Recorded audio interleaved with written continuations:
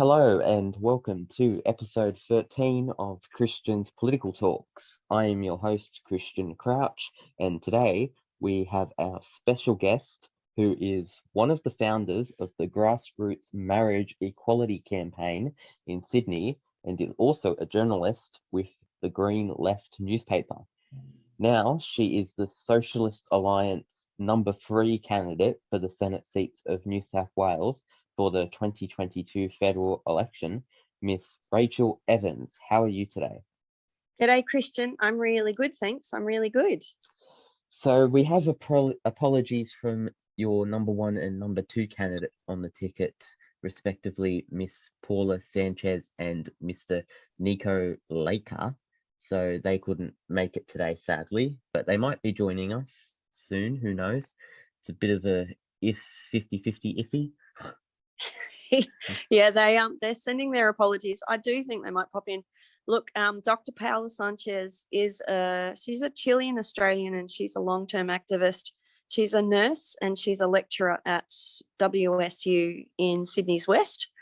So she is lecturing. I know she's working tomorrow. We've had a Palestinian rally here in the city today, which a few of us went to, and then she's also had a launch. So things are all on as well because of pre-polling, and we're on the streets. So she sends her greetings, as does Niko Leka. He's also a doctor and he's a mental health nurse in Newcastle. He's very active against coal, and he's very active around refugee rights. So he's been organising for Palm Sunday rallies, which was a couple of weekends ago, and he just had a launch as well. So things are all on, but they do send their greetings, and this is a very excellent podcast. So why don't we start off by you telling us a bit about yourself?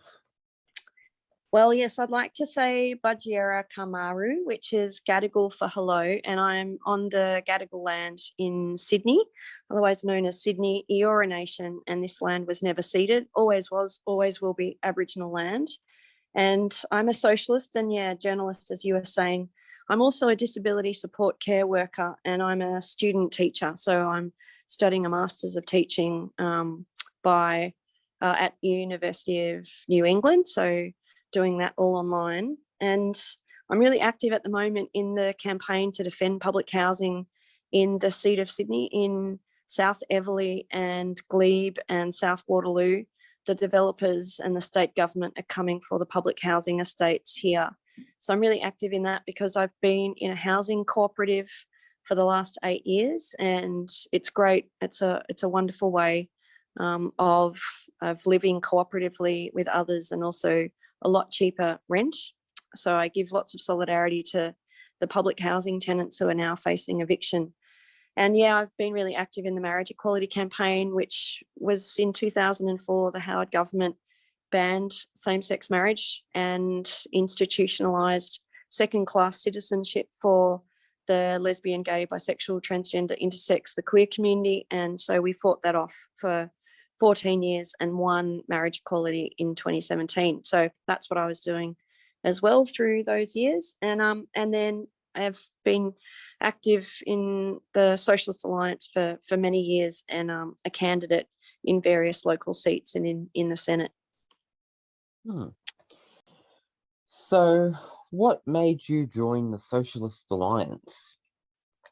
Well, I was 16, or my parents were very active in the No Dams campaign. So that was the environment campaign led by Bob Brown and others in the state of Tasmania against the dam. And so my parents took me to rallies, and they were also really anti-war activists. And I learned from a very young age to go to rallies, and that this was an important part of making change. So then I joined the Socialist Youth Organisation in 1991 when I was 16, because they were really active against the Gulf War, and that was Desert Storm, the US bombing Iraq, and there were massive protests, and I came across Green Left and Resistance, and this was a precursor organisation to Socialist Alliance, and I got active in really the feminist stuff as well. Was really important to me. So I read lots of Naomi Wolf at the time, Susan Faludi, and was very convinced about the need for a revolution back then, and then managed to go to Cuba to see the revolution in Cuba and Bolivia and Venezuela, and really cemented my socialist thinking over there, and came back and joined and got active in Socialist Alliance in Sydney. So how did you end up becoming the Socialist Alliance candidate for the Senate seats on the New South Wales ticket? Well, yeah, we democratically elect our candidates, and so we the New South Wales organisations, the branches, had a discussions and a meeting to elect our candidates. And Paula Sanchez is an amazing activist, very long-term activist, and we were very fortunate that she decided to join the ticket and lead the ticket. She's a woman who's survived the Pinochet dictatorship in Chile. There was a military dictatorship, and her family were active. She was active as a student leader against that dictatorship, but she was put in jail and tortured, and she came out of jail, and the family fled to Australia. And she remained an activist in human rights and Latin American solidarity ever since. So she joined Socialist Alliance and decided to run as a candidate, and Niko decided to run as a candidate too. And all of our candidates, or there's Andrew Tudor as well in the local seat of Sydney, all of our candidates are long-term activists in various grassroots committees. And Andrew Tudor, for example, is the president of Friends of Erskineville and a National Tertiary Education Union member. So we all, in a collective cooperative sense, we decided, yep, we should run as socialists and say people and planet before profit, and put out a position of taxing the billionaires and, moving to renewables, to green jobs, a just transition, very overtly in this election. So yeah, we voted for that, and to then organise our election campaign around our candidates and the work that they've done. So do you enjoy being a candidate? Yeah, I think it's really energising, and it's fantastic to meet the local community. So we did a door knocking in Waterloo yesterday, and we've done lots of stalls in Woolloomooloo, Waterloo, Redfern, Katoomba, Parramatta, Newcastle, Wollongong. We've joined lots and lots of rallies in various in those cities, and lots of rallies in Sydney. Of course, there's probably about 3 to 4 a week now. And so we join those rallies. We speak at the rallies. We talk about building a movement, and we also talk about socialist solutions to the incredible developing crises that we have on our doorstep. And in Sydney, it's still on our doorstep relatively, but in Lismore, capitalism has really shown its naked, brutal side with the flooding. 5,000 homes have been destroyed, and at least 5,000 people made homeless. So there is an extreme crisis going on in our biosphere because of the profiteering and the greed of the oil and gas companies, and the political class that supports them, and the political parties that support them, both Labor and Liberal. So there's 114 new gas and coal projects online that's supported by state and federal governments, both ALP state governments and Liberal state governments, but the federal Liberal government as well. So we've got a lot to do to move rapidly towards 100% renewables by 2030, and that's Socialist Alliance's position. That's what the science says we need. So we need a real movement, and the student strikers are extremely inspiring, and they're leading the way. Yes, so the Student Strike for Climate, which has been very popular in Sydney the last couple of months.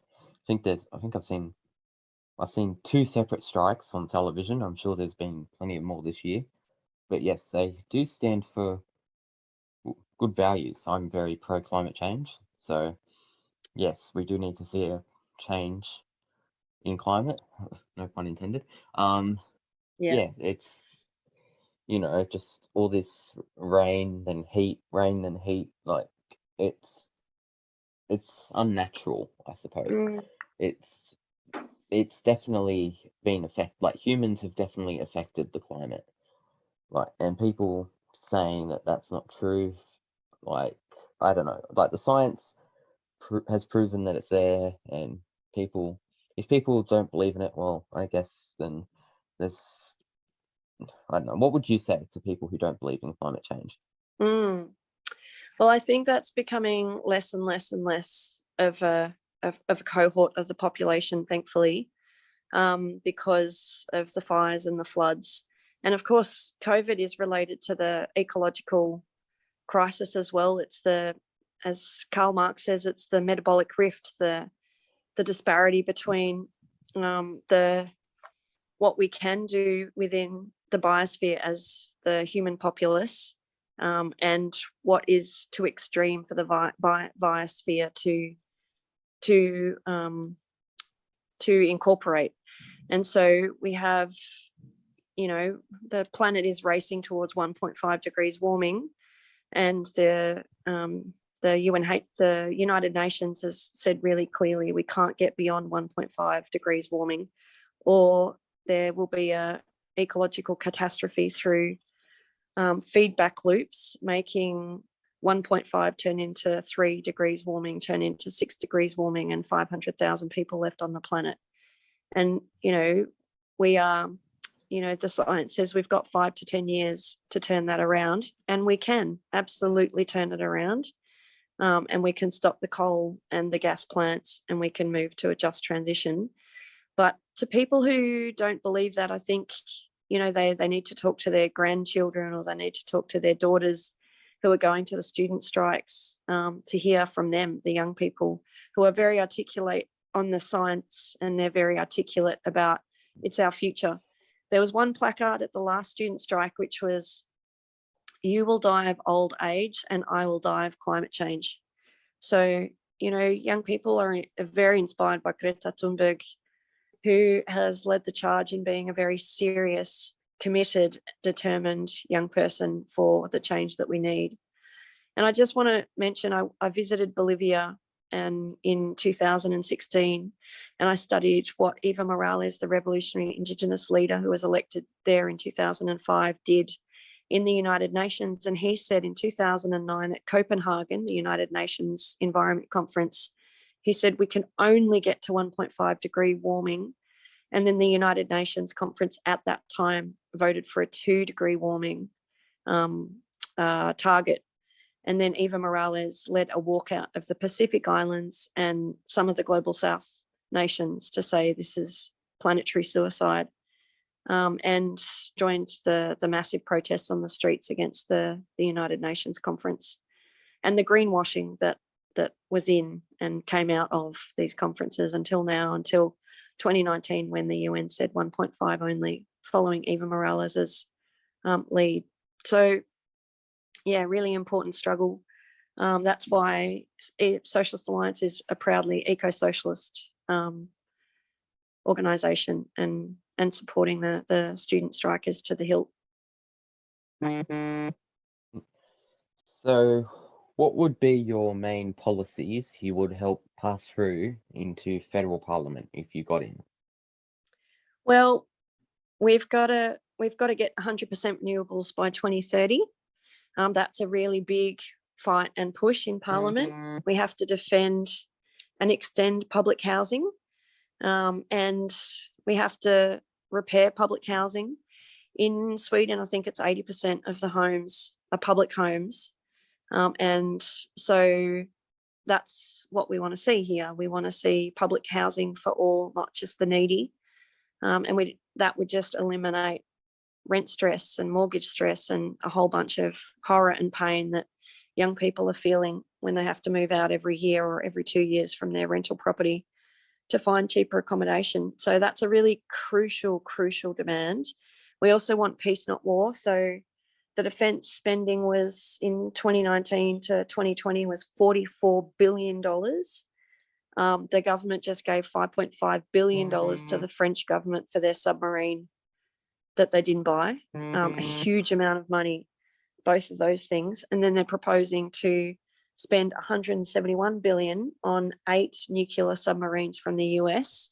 It's an extraordinary amount of money that we don't need to spend on killing people, and we shouldn't ethically, morally, or environmentally, socially want to spend all of this money on killing people. So we want to transfer all of that to environmental sustainability, cancelling third world debt, developing Indigenous self-determination and dignity in communities. We need to really employ a whole bunch of Indigenous rangers to rejuvenate the soils and the rivers.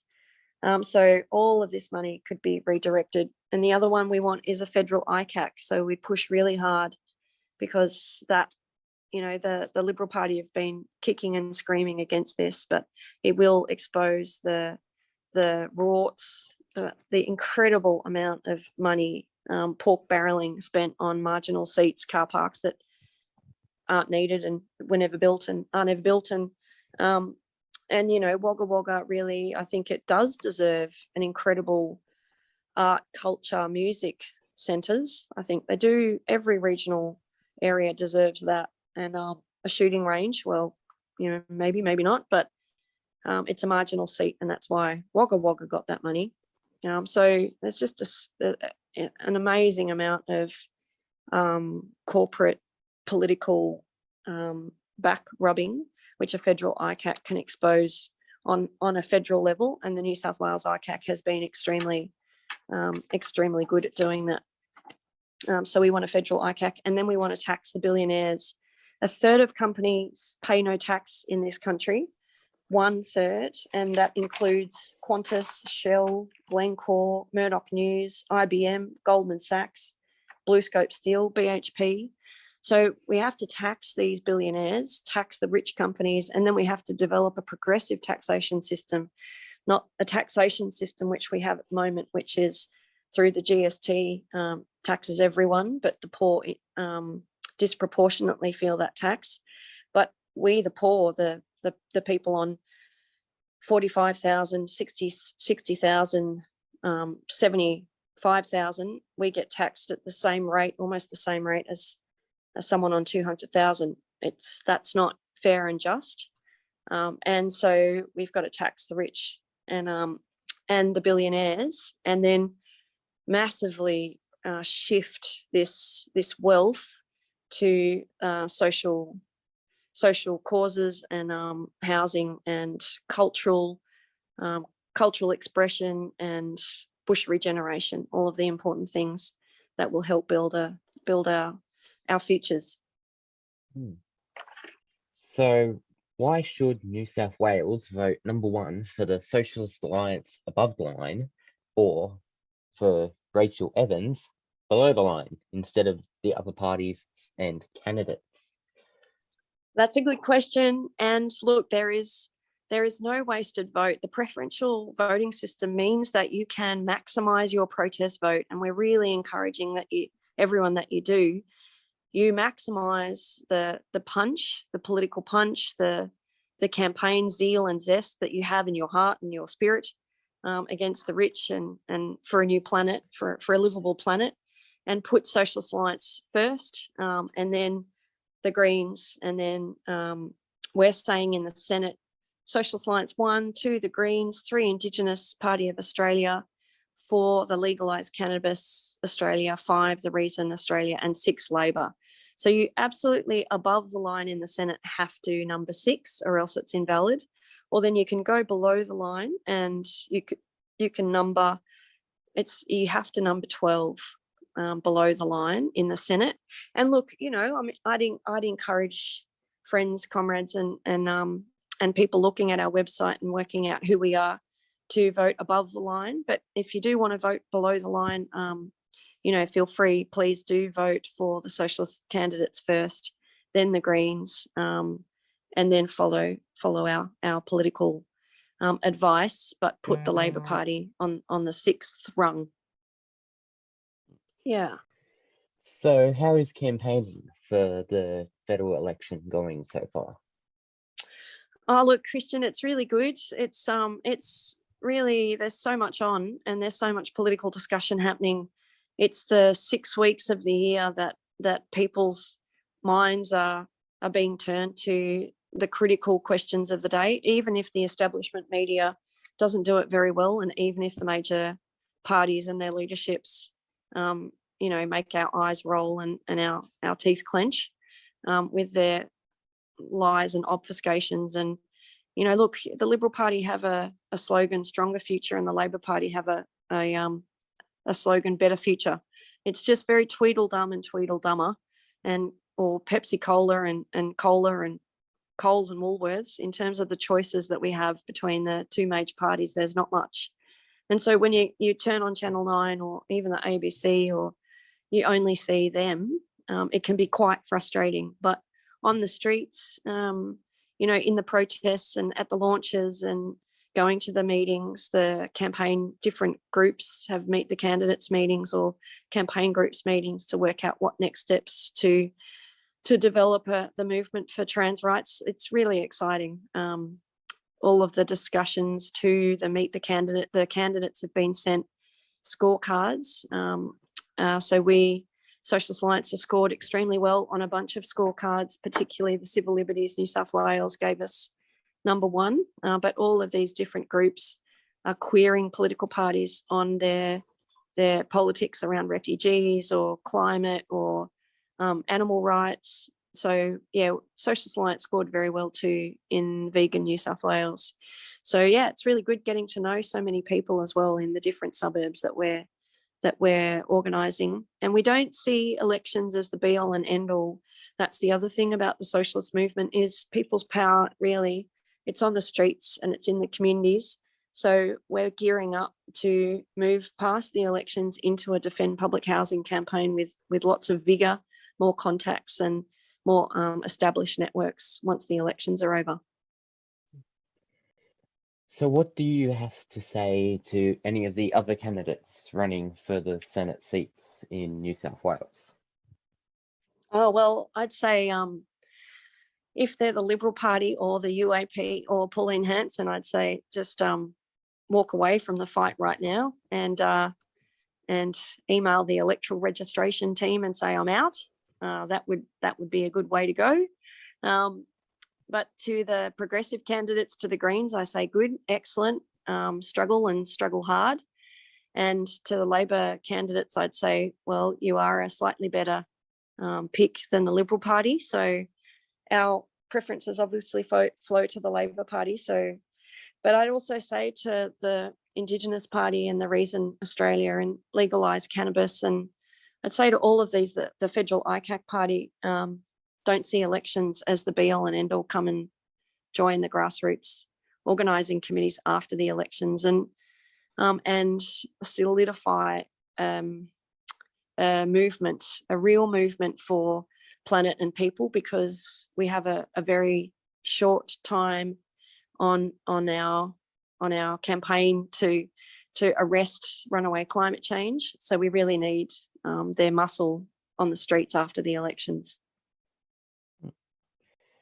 So if anyone listening is keen to help out you or the Socialist Alliance, how would they go to volunteer?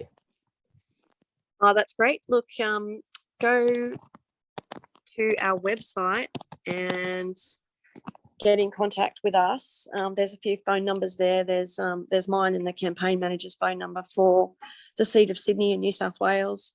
But we're organising in Parramatta, in Katoomba, in Campbelltown, in Blacktown, in Fairfield, in Wollongong, in Newcastle. We're organising up and down the Central Coast. So there's a whole bunch of places that people can go and hand out how to votes. And if you are doing a pre-poll as well, and you've got the vote over and done with, you've got a bit of spare time, come into the city and help us on pre-poll for a couple of hours. We're getting a really good pickup from particularly young people when we say things like, we need a revolution, and capitalism has failed. So it's really good to feel that shift, that political shift that we need in particularly young people. It's their future. But it's also really good to say to people really clearly that the system is broken. So we need a socialist solution, which is the elections, and it's beyond the elections too. So get active beyond the elections. So who would the Socialist Alliance prefer formed a majority Senate? Labor or Liberal, or even a third option that could be potentially possible with all these minor parties getting a bit more popular than in the past, a hung parliament? Yeah, I think it's a fantastic thought and vision. And yeah, if we do get a Labor government that has a whole bunch of independents and Greens to mix it up, it's really an advance for the people's movements. I think it gives us more oxygen. It hopefully gives us more resources, and yeah, it opens up many more possibilities for us to win these demands of 100% renewables by 2030 and peace, not war. I think the thing is, the Socialists, we've got a bunch of councillors in Victoria in particular, and the Socialist vote is definitely rising. We probably won't get elected, but we do look forward to a parliament that has more independents and Greens in it. And we also think, though, that if we're in a position where we have to block the budget because the Labor Party want to introduce cuts, then we should be we would like these Greens and independents to stand up to the government and say, no, we don't want cuts, we don't want coal, we don't want gas, we want public housing, and we don't want war. So, and those movements on the street will give the independents and the Greens confidence to move that way. In the end, I think that we need something that isn't the parliament. I think we need more democracy, and I don't think the parliament is really it's the participatory democracy that we really want, and those structures that we have to build from the ground up. So while it's good that a hung parliament or a coalition with the progressives is going to eventuate, and I think it will, it's the power of the people that we have to develop and advance. So I'll quickly backtrack a bit to one of the things you said earlier about, you said you were studying to be a teacher. So is that primary or high school? It's high school teaching. So yeah, my mum and my sisters are all teachers, and my aunts are teachers, and it's a very noble and beautiful profession. So I've done a master's in Indigenous resistance at Sydney University. So now I'm doing this teaching degree to be able to do some teaching. Yeah. So, and well, one of the reasons I joined politics was actually because I'm very, nationalize all public assets. So I believe in school and health and transport should all be public, not in the hands of private people. So I'm assuming you will feel the same way, especially Absolutely. with schools now being in the Yes. education system. Yes. Yeah, because public schools definitely don't get enough funding as they should. That's right. No, that's 100%. Healthcare should be free. Education should be free. They privatise so much of the education system, childcare, primary schools, high schools, universities. Yeah, it should be free. And transport should be free. Public transport needs to be expanded and made free. And it was great to have 2 weeks of free public transport. Thank you very much. Unions, rail unions, and the ETU, Electrical Trades Union, that was great. And patronage, of course, just sped up to 50%. So it really works. we need these things to be free. And $4 trillion has been transferred from the poor to the rich since 1975, and that's the neoliberal phase, and that's an incredible amount of wealth. And we can make all of these things free, housing at very low cost, if we renationalize these things: water, energy, banks, planes and airplanes, and You know, all of these things need to be renationalised. Do you have any other comments you would like to address to the people listening today? No, but I reckon if people would like to listen to a song as they head into the election week, the last election week, it'd be Tracy Chapman's Talking About a Revolution. It's a great song. And also, the other one that's excellent is Matt Ward has done Hey, Hey, Ho, Ho, ScoMo's Gotta Go. It's really fun. That gets you up in the morning, and then Tracy's is like having a good cup of tea before you head out and vote and get in touch with us. Thanks heaps, Christian. Yeah, no worries. So thanks for joining us today, Rachel. I appreciate you coming on. No worries. It's a very important podcast. I salute you, and I think it's really important for people to hear from the candidates, and you're doing a great service. So you can follow her party on Facebook at Socialist Alliance and on Instagram at Socialist Alliance Oz with a O and Z. You can follow me on Facebook at Christian's Political Talks and on Instagram under the same name. Further details will be in the description of this podcast episode. Special thanks to everyone who tuned in to listen to today's episode, and I hope to see you soon. Goodbye.